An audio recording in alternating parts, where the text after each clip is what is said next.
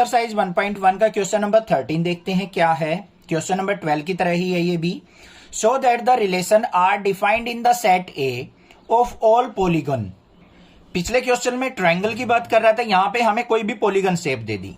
क्या है relation? P1 और P2 दो पॉलीगन शेप है सच that P1 and P2 have same number of sides, कि दोनों पॉलीगन के अंदर सेम नंबर ऑफ साइड होनी चाहिए।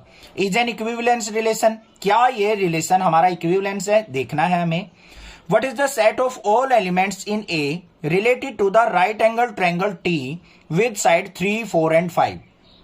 इसको बाद में देखेंगे, पहले ऊपर वाले पार्ट को देख लेते हैं क्या ये इक्विवेलेंस है या नहीं है। बिल्कुल सिंपल है, देखो ध्यान से। यहां पे हमें क्या करना है, सॉल्यूशन इसका देखते हैं। सबसे पहले सेट देखो बच्चों क्या दे रखा है। Relation is equal to such that P1 और P2 दो पॉलीगन का रिलेशन हमें दे रखा है सच that P1 and P2 have same side, same sides. तो हमारे रिलेशन के अंदर पेयर क्या क्या बनेंगे वो बना लो।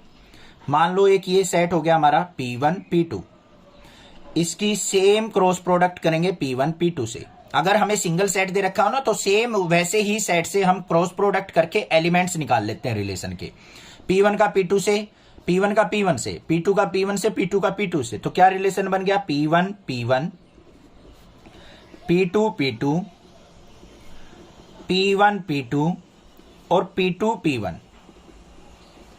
ये रिलेशन हमारे पास आ गया। अब इससे हम लिखेंगे यहां पे फर्स्ट में P1 P1 और P2 P2 रिलेशन के अंदर प्रेजेंट है। So this relation is reflexive. ये हो गया भाई हमारा रिफ्लेक्सिव रिलेशन। सेकंड वाले पे चलते हैं। अब यहां पे देखो P1 P2 और इसका उल्टा P2 P1 दोनों प्रेजेंट है। P1 P2 और P2 P1 belongs to R. So this is symmetric। तो ये रिलेशन सिमेट्रिक भी है भाई, ये भी क्लियर हो गया। थर्ड वाले पे चल पड़ते हैं।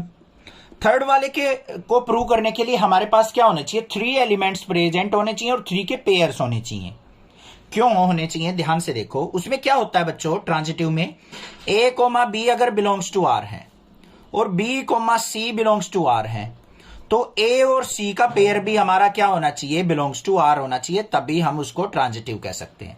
इसका मतलब A, B, C। यहां पे हमें 3 पॉलीगन एज्यूम करने के चलने पड़ेंगे थर्ड केस के लिए। तो क्या होगा यहां पे? P1 और P2 बिलोंग्स टू R है। P1 P2 क्या है? ये रहा, कहां गया हमारा? ये रहा, ये बिलोंग्स टू R है, रिलेशन में प्रेजेंट है। मतलब P पॉलीगन P2 के इक्वल है। और हमने एज्यूम कर लिया कि P2 पॉलीगन किसी P3 पॉलीगन के भी रिलेशन में है। मतलब P2 और P3 भी हमारे इक्वल है, सेम नंबर ऑफ साइड के पॉलीगन है। तो भाई देखो P1 और P3 भी तो हो जाएंगे। P1 और P3 भी क्या हो जाएंगे? हमारे बिलोंग्स टू R। अगर यहां पे हमें 3 यहां पे पॉलीगन दे रखे होते तो, क्योंकि 2 पॉलीगन से तो हम लिख नहीं सकते, इसको प्रूव नहीं कर सकते, हमें 3 एज्यूम करने पड़ेंगे। देखो अब कैसे हुआ। P1 और P2 की अगर मान लो साइड्स इक्वल है और P2 P3 के इक्वल है, तो हमारा P1 P3 भी तो इक्वल हो जाएगा। ये बस समझाने के लिए, ये लिखना नहीं है। तो हो गया ना ये भी रिलेशन के अंदर प्रेजेंट। तो यहां पे क्या लिख देंगे? So this is transitive.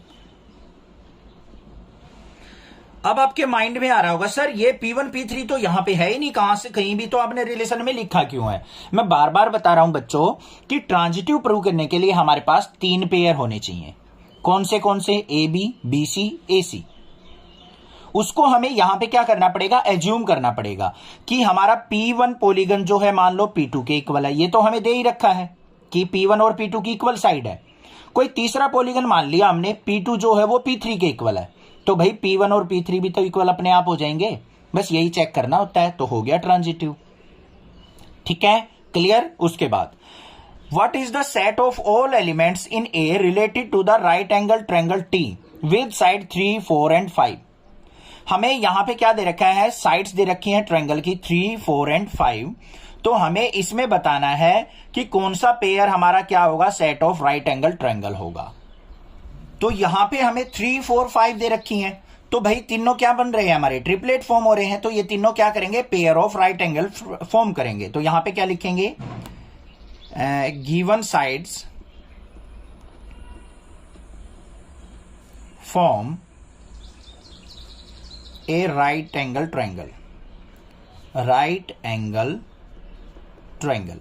क्योंकि 3, 4, 5 का क्या होता है, ट्रिपलेट। ट्रिपलेट का मतलब होता है यहां पे पाइथागोरस थ्योरम अप्लाई हो सकती है। लार्जेस्ट साइड का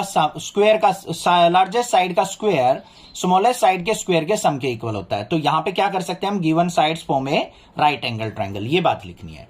क्लियर होगी बात। और यहां पे क्या लिख सकते हैं, ए सेट को हम set of all triangle in plane, right angle triangle form करेंगे और ये क्या होंगे, एक ही प्लेन में होंगे, ये सेट बन जाएगा। इस तरीके से आंसर लिख देंगे। ठीक है, कोई भी दिक्कत लगे आप मुझसे पूछ सकते हैं, अदरवाइज चैनल को सब्सक्राइब कीजिए, लाइक कीजिए और शेयर कीजिए। Thank you students for watching your channel. Next class is